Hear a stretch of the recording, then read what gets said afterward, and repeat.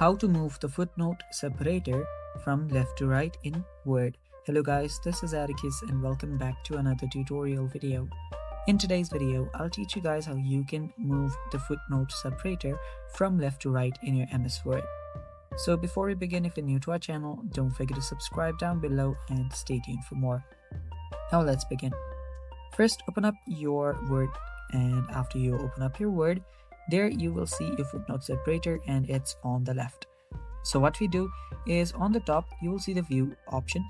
Tap on view, and after you do that you will see the layouts here. Tap on draft.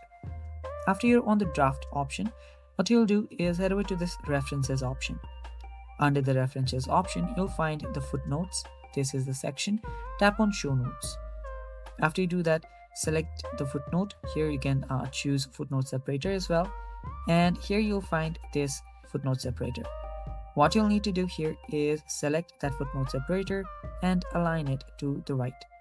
After you do that, you can now go back to your view and go back to print layout.